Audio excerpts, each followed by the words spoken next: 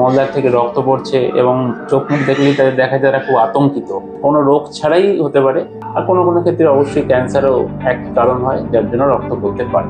তারা এসে প্রত্যেকে বলে ডাক্তার পাইলসের সমস্যা। পাইলস হচ্ছে বেসিক্যালি যেটাকে অর্শ বলা হয়, সেটা হচ্ছে আমাদের মলদ্বারে। নমস্কার, উপকার থেকে আমি সুস্মিতা কুন্ডু। উপকার হলো এমন একটি প্ল্যাটফর্ম, যে প্ল্যাটফর্মের মাধ্যমে আপনারা খুব সহজেই বাড়ি বসে ডক্টর অ্যাপয়েন্টমেন্ট নিতে পারবেন। আজ আমরা আলোচনা করব পাইলস, ফিশার্স, ফিস্টুলা নিয়ে। আজ আমাদের সাথে রয়েছেন general surgeon doctor Mriganka Ghosh. নমস্কার, আমি ডক্টর মৃগাঙ্ক ঘোষ। আমি একজন জেনারেল অ্যান্ড ল্যাপ্রোস্কোপিক সার্জন। আমি সরকারি চাকরি, তার সঙ্গেও আমি প্রাইভেট প্র্যাকটিসও করি। আচ্ছা স্যার, আমরা অনেকেই শুনেছি বা দেখি যে মলদ্বার থেকে রক্ত পড়ে, তো অনেকে ভাবে সেটা ক্যান্সার, বা অনেকে ভয় পায়, আবার অনেকে ভাবে যে ও ঠিক আছে, একদিন হলো আর একদিন হলো, পরে ডাক্তার দেখাবো। তো এটার ব্যাপারে যদি আপনি কিছু বলেন। এটা সত্যি খুব গুরুত্বপূর্ণ প্রশ্ন। আপনারা যেরকম বলছেন যে অনেক পেশেন্টই আসে, মলদ্বার থেকে রক্ত পড়ছে এবং চোখ মুখ দেখলেই তাদের দেখা যায় খুব আতঙ্কিত, এবং তার আতঙ্কের মেন কারণ থেকে তো ক্যান্সার নয়। তো আবার উল্টো ধরনের মানসিকতা দেখি যে অনেকদিন ধরে ঘটনা ঘটে যাচ্ছে, কিন্তু তারা ডাক্তারের কাছেও আসে না। আর একটা জিনিস, যে কোন ডাক্তারের কাছে যাব, কারণ এখন তো আমি যেহেতু অ্যালোপ্যাথি ডাক্তারি করি, কিন্তু এছাড়াও চিকিৎসার অন্য অনেক বিভাগ আছে, যেমন হচ্ছে আয়ুর্বেদিক আছে, হোমিওপ্যাথি আছে, বা আরও অনেক ধরনের অল্টারনেটিভ মেডিসিন আছে। তা এগুলোর কাছে তার পেশেন্টরা যায়, সেটা বিশ্বাসের ব্যাপার। কিন্তু কিছু কিছু ক্ষেত্রে সায়েন্টিফিকভাবে চিকিৎসা করতে গেলে কিন্তু অ্যালোপ্যাথির চিকিৎসা, যেহেতু আমি সেটাই আমার ওয়ে অফ ট্রিটিং, সুতরাং আমি সেটার কথাই বলবো, এবং set is the most scientific. সারা বিশ্বেই এটা নিয়ে চিকিৎসা হচ্ছে। তা রক্ত পড়া নিয়ে কিন্তু প্রথমেই ক্যান্সার নিয়ে যদি ভয় পাওয়ার, তাহলে বলবো যে সেটা যথাযথ ভয় নয়। বেশিরভাগ ক্ষেত্রে দেখা গেছে খুবই সামান্য কিছু কারণেও অনেক সময় রক্ত পড়তে পারে, কোনো রোগ ছাড়াই হতে পারে। তবে বেশিরভাগ ক্ষেত্রেও আমরা দেখেছি, এর মধ্যে বেশিরভাগ রোগগুলোর জন্য যারা ডাক্তারের কাছে আসে এবং পরে ডায়াগনোসিস হয়, সেটা হচ্ছে পাইলস, ফিশার আর ফিস্টুলা।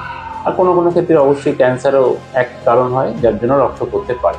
আচ্ছা স্যার, আপনি যে তিনটে শব্দ ইউজ করলেন, পাইলস, ফিলার, ফিস্টুলা, তো স্যার এই তিনটে জিনিস কি এক, নাকি আলাদা আলাদা কিছু? এই তিনটে জিনিস অবশ্যই আলাদা, কিন্তু অনেক সময় দেখা গেছে যে তাদের কিছু সিমটমস দেবে, যেমন আপনি বলেন রক্ত পড়া বা মলদ্বারে যন্ত্রণা, পায়খানা করতে গেলে জ্বালা করছে, রক্ত পড়ছে, এইগুলো নিয়ে পেশেন্ট আসে। এবং বেশিরভাগ ক্ষেত্রেই যারা এটা প্রোগ্রামটা দেখবেন, তারাও নিজেদের সঙ্গে আইডেন্টিফাই করতে পারবেন। তারা এসে প্রত্যেকে বলে ডাক্তার পাইলসের সমস্যা। কারণ পাইলস বা বাংলায় যেটাকে অর্শ বলা হয়, সে অর্শ নিয়েই লোকে বেশি চিন্তিত, এবং বেশিরভাগ ক্ষেত্রে তারা ভাবে রক্ত পড়া মানেই মনে হয় অর্শ হয়েছে।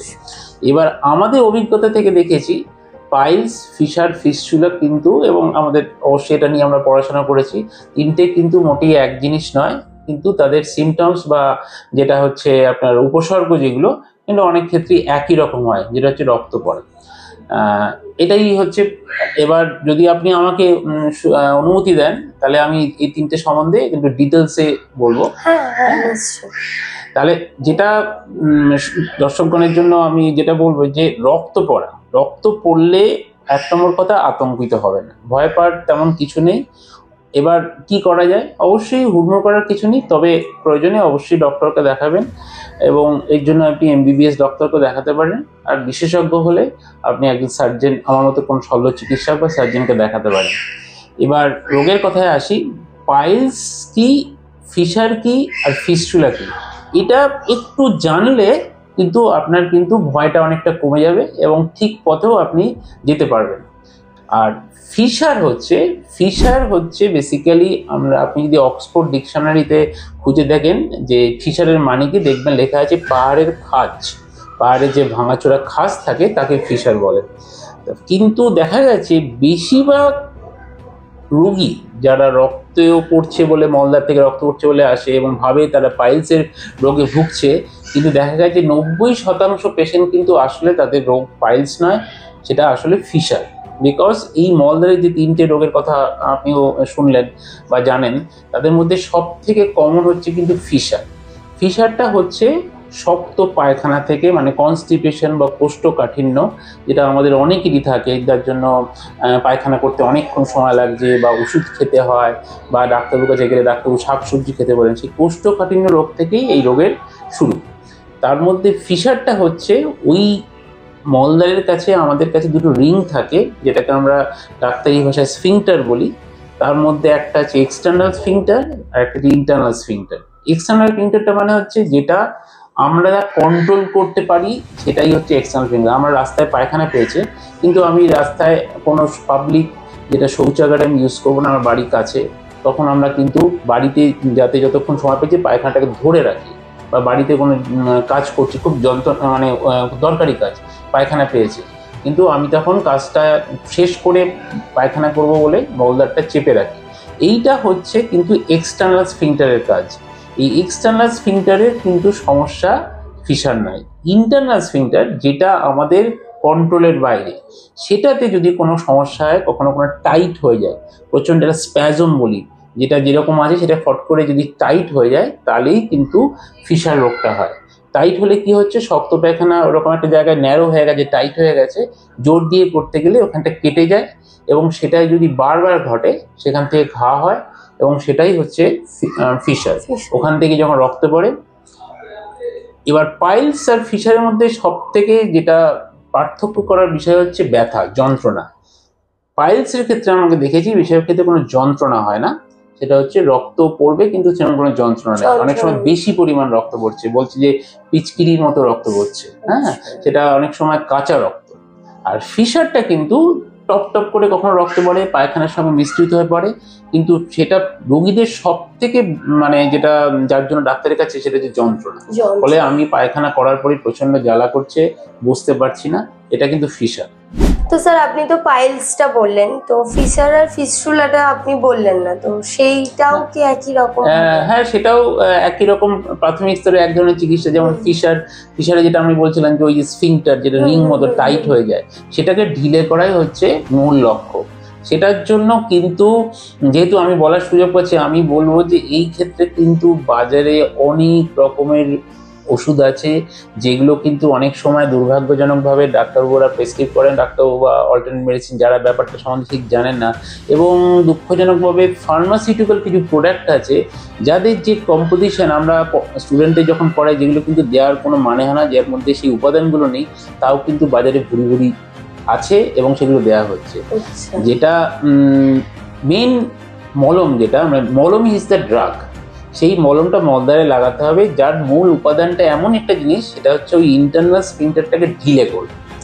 হ্যাঁ, নিফেডিপিন, দিলটিয়াজেম, এই ধরনের কিছু কেমিক্যাল আছে যেগুলো ওষুধের মধ্যে থাকে। কিন্তু এমন কিছু মলম ইউজ করা হচ্ছে, আমরা দেখতে পাচ্ছি প্রেসক্রিপশন আসছে যে এমন কিছু মলম যেগুলো কিন্তু যার মধ্যে এই উপাদানগুলো নেই, ওই উপাদানগুলো ছাড়া ওই ইন্টারনাল স্ফিংটারটাকে রিল্যাক্স করা যায় না, কিন্তু এরকম ইউজ হচ্ছে। আর সেটা হচ্ছে প্রাথমিক অবস্থায়।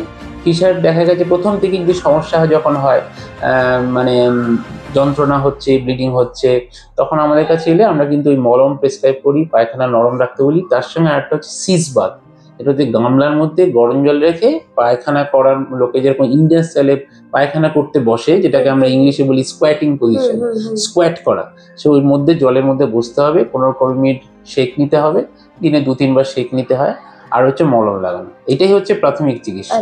আর এতেও বেশি এতে বিশ্বাস করবেন না, আপনি যারা প্রাথমিক অবস্থায় যদি চলে আসে 1-2 মাসের মধ্যে রোগটা শুরু হওয়ার পরে 60-70% কিন্তু এতেই চিকিৎসা একেবারে কিউরেবল। কিন্তু এইটা বলে রাখছি এই সূত্রে যে প্রতিটা রোগী কিন্তু রিকারিং মানে মাঝে মাঝে ঘুরে ফিরে আসবে। সুতরাং ফিশার যদি ঘুরে ফিরে আসে, কিন্তু দেখা গেল ওই যে প্রাথমিক চিকিৎসাগুলোতে পুরোটা স্যাটিসফ্যাকশন এলো না, বা অনেকে দেখা যাচ্ছে যে খুবই কষ্ট পাচ্ছে, বা ফিশারের ক্ষেত্রে অনেক সময় হয় একবার পায়খানা করবে এমন জ্বালা যে সারাদিন ওই জ্বালাটা থাকছে, এবং তার জন্য কিন্তু সে কোনো কাজই করতে পারছে না। তারপরে মলদ্বারের কাছে একটা মাংস গজায়। তা এইগুলো হলেই বোঝা যাচ্ছে ক্রনিসিটি, মানে রোগটা অনেকদিন ধরে আছে, তখন কিন্তু আমরা সার্জারি সাজেস্ট করি। আর ফিস্চুলাতে একই, ওটাও আপনার কিছু অ্যান্টিবায়োটিক খেলে কিছুটা রোগটাকে একটু থামিয়ে রাখা যায়, কিন্তু পার্মানেন্ট কিওরের জন্য ফিস্চুলায় কিন্তু সার্জারি কিন্তু ধন্যবাদ ডক্টর মৃগাঙ্ক ঘোষকে আমাদের সাথে তো গুরুত্বপূর্ণ একটি বিষয় আলোচনা করার জন্য। আর ধন্যবাদ আপনাদেরও আমাদের সাথে থাকার জন্য। আহ, ধন্যবাদ উপকার গোষ্ঠীকে, যাদের সঙ্গে আমি এতক্ষণ ছিলাম, এবং ধন্যবাদ তাদের এই জন্যই বিশেষ করে যে এমন কতগুলো জটিল জটিল বিষয় বা কিছু ক্ষেত্রে কিছু সংশয় থাকে এমন কিছু রোগের ব্যাপারে আমাকে বলার কিছু সুযোগ দেওয়ার জন্য।